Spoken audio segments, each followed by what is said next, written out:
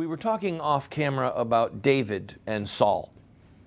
And you may recall in the scriptures that Saul pretty much lost his mind, was trying to kill David, and David refused to stretch out his hand and to kill Saul. He had the chance. When Saul was relieving himself in the cave, David was in there and David could have killed him. And some of his men wanted him to do that. And he said, "I will not stretch out my hand against the Lord's anointed."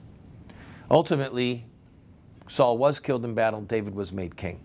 And so some people might look at that and go, "Oh, look, he's the Lord's anointed. He's in charge. And we should therefore submit." Well, let me point out a few things. Number one, David didn't kill him. It was about killing Saul, not about whether David obeyed him. David didn't turn himself in. I mean, David kept fleeing.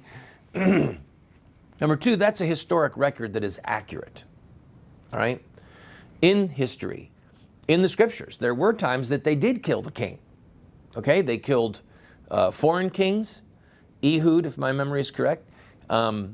We had Deborah, the lady under Deborah's rule that killed Sisera, the commander of those foreign forces. We had Athaliah, the queen of Israel, who was slain, who was taken by the guards out of the temple and killed.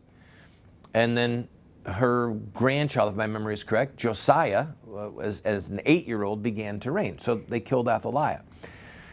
If you look at Romans chapter 13, it talks about obeying the powers that be, submitting. And it says that he, the civil magistrate, is the servant of God to thee for good, an avenger on those who do evil. He does not bear the sword in vain. Okay?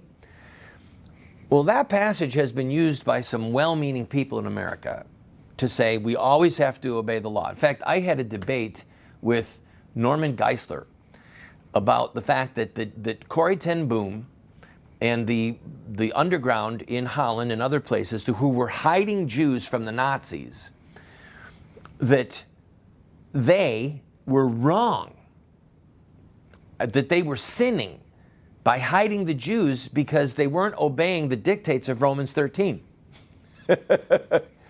I mean, that kind of statism, that kind of, the state is God is insane. And I told Norman, guys, you're crazy. And I said, I hope that if my life is ever in danger, I don't come to you for help.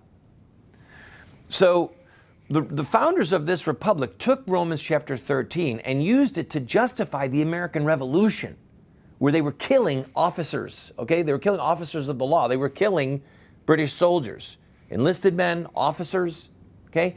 And what they said was, Romans 13 teaches us that the civil magistrate is the servant of God to enforce the laws of God.